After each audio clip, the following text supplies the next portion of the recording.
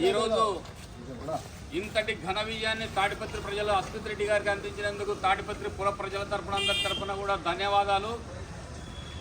మరి చంద్రబాబు నాయుడు గారు ఇచ్చినటువంటి మొట్టమొదటి వాగ్దానం మహిళలకు, వృద్ధులకు, వికలాంగులకు 4000 పెన్షన్తో పాటు ఈ 3 నెలల పెన్షన్ కూడా 1000 రూపాయల చొప్పున ఎక్కువగా ఇస్తూ మొత్తం కలిపి 7000 రూపాయలు అందిస్తూ ఉన్నారు.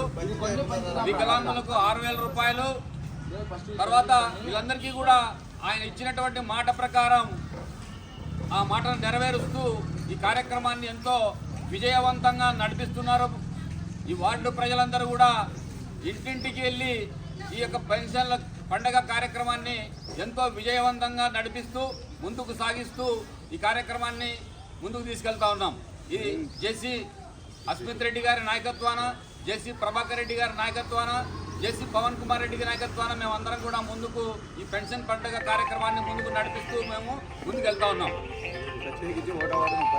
ప్రత్యేకించి 1వ వార్డు 36వ వార్డు ప్రజలందరికీ కూడా పేరు పేరున ధన్యవాదాలు తెలియజేసుకుంటా ఉన్నాం.